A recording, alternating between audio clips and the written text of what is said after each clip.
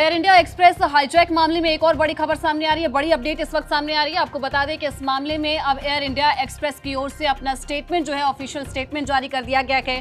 Statement में air India express की ओर से क्या कहा गया है वो आपको बताएंगे, लेकिन उससे पहले आपको याद दिला दें कि थोड़ी देर पहले जो है ये जानकारी सामने आई थी कि एयर इंडिया एक्सप्रेस विमान में आशंका जताई जा रही थी कि उसको हाईजैक करने की कोशिश की गई है। अब ये आशंका क्यों जताई जा रही थी? दरअसल बता दें कि इस पूरे मामले में 9 लोगों को हिरासत में लिया गया, उनसे जांच पड़ताल भी चल रही है। लेकिन एक ऐसा व्यक्ति जो कि विमान में सवार थे, कुल 9 व्यक्ति थे, 9 में से एक ऐसा व्यक्ति है जो कि कॉकपिट के पास जाता है, कॉकपिट पर जाके कॉकपिट को खोलने की कोशिश करता है। उसकी ओर से सही पासकोड भरे जाने की जानकारी अभी तक सामने आई है। और हालांकि सुरक्षित कदमों के तौर पर जो है पायलट की ओर से कॉकपिट नहीं खोला गया। पायलट की ओर से आशंका जताई कि शायद ये अपहरण की कोशिश जो है हो सकती है, इसी वजह से पायलट की ओर से कॉकपिट नहीं खोला गया।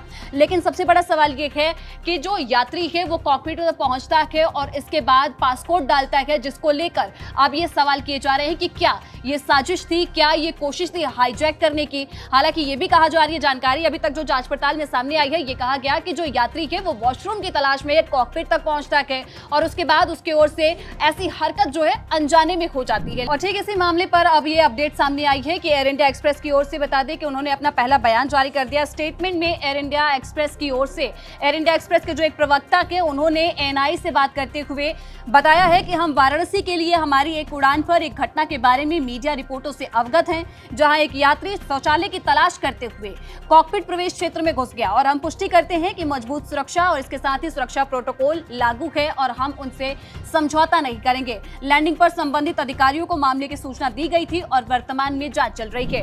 हालांकि अभी भी वो 9 व्यक्ति जो है हिरासत में है, उनसे पूछताछ की जा रही है। हालांकि अभी एक और जानकारी अभी तक सामने आई है कि वो जो व्यक्ति था वो पहली बार विमान में चढ़ा था, जिसकी वजह से उससे अनजाने में ये गलती या फिर ये हरकत जो है हो गई है।